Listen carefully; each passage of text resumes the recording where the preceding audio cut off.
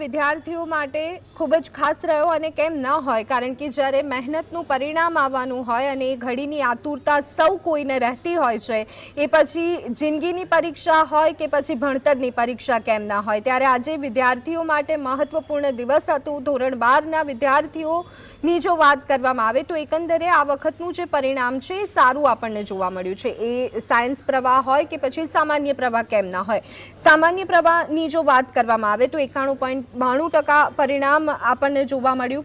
તો વિજ્ઞાન પ્રવાહની વાત કરીએ તો 82.45% પરિણામ આપણને જોવા મળ્યું છે. ત્યારે હવેનો જે પ્રશ્ન વિદ્યાર્થીઓના મનમાં હશે અથવા તો મૂંઝવણ હશે, સાથે તેમના વાલીઓને પણ હશે કે હવે પછી આગળ શું, કઈ ફિલ્ડમાં અથવા તો કયા ક્ષેત્રમાં પોતાના બાળકની કારકિર્દી બનાવી, તે પણ એક મૂંઝવણ રહેતી હોય છે. સમય સતત બદલાતો જઈ રહ્યો છે, ટેકનોલોજીનો યુગ દિવસે અને દિવસે આગળ વધતો જોવા મળી રહ્યો છે. ત્યારે કારકિર્દી શેમાં બનાવી અને કયા ક્ષેત્રમાં બનાવી તે પસંદગી કરવી એ આજે કઠિન પણ છે અને થોડું ઘણું મુશ્કેલ પણ છે. ત્યારે એ બાબતને લઈ અને આપને માર્ગદર્શન મળી રહે તે માટે અત્યારે હાલ અમારી સાથે ચર્ચામાં જોડાયા છે ડૉક્ટર એમ.એન. પટેલ કે જેઓ ટેકનિકલ શિક્ષણના નિષ્ણાંત છે, સાથે રેખા વ્યાસ કે જેઓ વિજ્ઞાન પ્રવાહના નિષ્ણાંત છે, ભાવિકા ત્રિવેદી તેઓ સામાન્ય પ્રવાહના નિષ્ણાંત છે. તમામે તમામ મહેમાનોનું સ્વાગત છે. એમ.એન. પટેલજી, આપનાથી એક મહેમાન આપણી સાથે ભાવિકાબેન જોડાયા છે, સામાન્ય પ્રવાહના નિષ્ણાંત છે. ભાવિકાબેન, સામાન્ય રીતે આપણે જોતા હોઈએ છીએ કે જે વિજ્ઞાન પ્રવાહ છે એના કરતાં સામાન્ય પ્રવાહનું પરિણામ વધારે આપણને જોવા મળતું હોય છે, પરંતુ આ વખતે જે ડિફરન્સ છે કદાચ if I am not wrong તો ઘણો ઓછો જોવા મળી રહ્યો છે.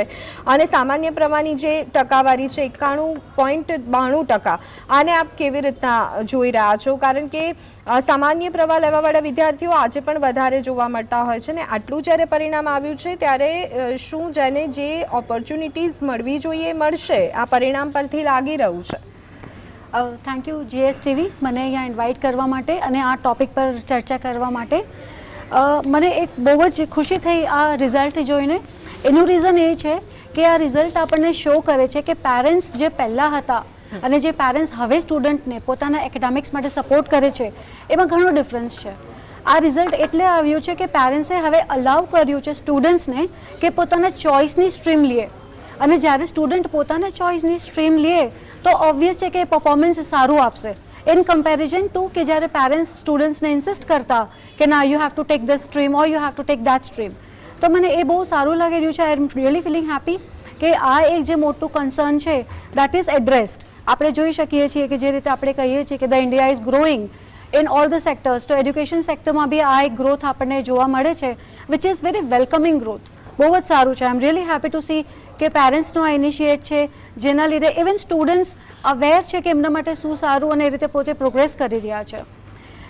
વાત આવે ઓપોર્ચ્યુનિટીની, જે મેમે પૂછ્યું, તો ઓપોર્ચ્યુનિટી તમે ગમે તે સ્ટ્રીમ લો, આઈ થિંક એમાં જો તમે ટેકનોલોજીને બ્લેન્ડ કરશો એન્ડ તમે કમ્યુનિકેશનને એડ ઓન કરશો તો આઈ એમ શ્યોર કે તમે ગમે તે ડોમેન લેશો એમાં ફોર શ્યોર પ્રોગ્રેસ તમારા માટે છે.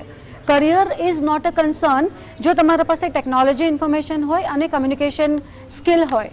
આજે આપણા જે મિસ્ટર PM છે કે મિસ્ટર CM છે એ પણ એ જ ફોકસ કરે છે, we need skill labour, we need skill human. એમની ટેગલાઇન આજના સમયની એ છે. તો અકોર્ડિંગ ટુ દેટ જે હું વાત કરીશ કે જે મેમે ક્વેશ્ચન કર્યો, આઈ થિંક એક તો લિબર્ટી જે પેરેન્ટ્સે છોકરાઓને સ્ટુડન્ટ્સને આપી છે, એઝ વેલ એઝ સ્કૂલ્સને પણ હું બહુ જ આમાં એપ્રિશિએટ કરવા માંગીશ કે સ્કૂલ્સે બહુ સરસ સ્ટ્રક્ચર ડાઉનલોડ કર્યું છે, બહુ સરસ સ્ટ્રક્ચર પ્રોસેસ કરે છે અને ઇન્ડિવિજ્યુઅલ ગ્રોથ પણ ફોકસ કરે છે. સો અકોર્ડિંગ ટુ દેટ ઘણી એવી સ્કૂલ્સ છે જેના રિઝલ્ટ બહુ સારા આવ્યા છે એન્ડ અલ્ટિમેટલી આપણા ઓવરઓલ કન્ટ્રીનું રિઝલ્ટ બહુ સારું આવ્યું છે. તો આના આ ટોપિક વિશે મારું આ કન્સર્ન છે. જી બિલકુલ. પાસે આવવા માંગીશ, સામાન્ય પ્રવાહમાં આ વખતે શું લાગે છે, કયા સ્કોપ અવેલેબલ છે? MBA, CA, CS એનાથી વધી અને હવે સામાન્ય પ્રવાહના વિદ્યાર્થીઓ શું કરી શકે છે આપના મતે? સામાન્ય પ્રવાહના વિદ્યાર્થીઓ માટે તો it's like a open domain, open field. તમે જેમાં હાથ મૂકો એ તમારામાં એક કેપેબિલિટી હોવી જોઈએ. This is what I believe. આપણે ઘણા સ્ટુડન્ટ્સને પેરેન્ટ્સને એવું થતું હોય છે કે મને સામાન્ય પ્રવાહમાં મેથ્સ નથી લેવું, તો દેર આર મલ્ટિપલ ઓપ્શન્સ કે જેમાં તમે મેથ્સ વગર પણ કોશિશ કરી શકો છો અને એડમિશન લઈને આગળ ગ્રેજ્યુએશન કરી શકો છો. For example V have bachelor of journalism, આપણે જોઈએ તો એ બહુ સારું છે. બેચલર ઓફ ફોરેન ટ્રેડ એક નવો કોર્સ છે જે અત્યારે શાયદ અવેરનેસ એટલી બધી નથી, which people can look into. Now we have bachelor of social work. હવે સોશિયલ વર્ક આપણને બધાને ખબર છે, બટ આ કોમર્સ ડોમેનમાં કરી શકે છે as well as without maths. So એક આ પર્ટિક્યુલર કોર્सेस છે, એવું તો બહુ લાંબુ લિસ્ટ છે. And we can obviously vocational course આપણે એમને એમ કરતા હોઈએ છીએ. વોકેશનલ કોર્સ આપણા માટે એવો કોર્સ છે કે જેમાં આપણે વોકેશનલ સર્ટિફિકેટ કે ડિપ્લોમા લઈ અને વી સ્ટાર્ટ વર્કિંગ. બટ અહીંયા કડક સામાન્ય પ્રવાહ માટે એક ડિગ્રી કોર્સ તરીકે આપણે ઇન્ટ્રોડ્યુસ થયો છે ઘણી યુનિવર્સિટીમાં under the name of bachelor of vocational studies. And I think this is very good course. હવે આપણે આજે વાત કરીએ એ આપણે કોર્સીસની વાત કરીએ વિદાઉટ મેથ્સ. સેમ વે અગર આપણે વિથ મેથ્સની વાત કરીએ તો there are lot of courses like bachelor of economics. જેમ હમણાં આપણે સાંભળ્યું આપણા પીપલને વાત કરતા કે ઇટ્સ લાઇક કે 12th પછી તમે એકચ્યુઅલી પોતાના કોર્સના સબ્જેક્ટમાં ડેપ્થમાં નથી ભણતા, તો યુ શુડ સ્ટડી ડેપ્થમાં તમારે ભણવું જોઈએ. For example bachelor of economics આપણે જોઈએ તો તમને ખબર છે કે આપણું કન્ટ્રી કેટલું ગ્રોઈંગ છે. અત્યારે ખાલી આપણે આપણા કન્ટ્રીની બી વાત કરીએ તો તમે બેચલર ઓફ ઇકોનોમિક્સ કરી અને સાથે એનું આગળ માસ્ટર્સ કરીએ MBAમાં કે એમાં, તો you get a very good opportunity. તો તમને પહેલી વાત તો એ કે 12th પછી તમારો પાથ ક્લિયર હોવો જોઈએ કે તમારે ગ્રેજ્યુએશન પછી શું કરવું છે. એક્સપિરિયન્સ લઈ ને પછી માસ્ટર્સ કરવું છે કે ગ્રેજ્યુએશન પછી તરત માસ્ટર કરવું છે. 2 થિંગ્સ. એટલે તમે ડિસાઇડ કરો. Once you decide and then you take like for example તમે ઇકોનોમિક્સ કરી અને જેમાં same way you can do bachelor of finance અને અકાઉન્ટિંગ સાથે and then go for masters ખાલી અકાઉન્ટિંગ કાં તો ખાલી ફાઇનાન્સમાં.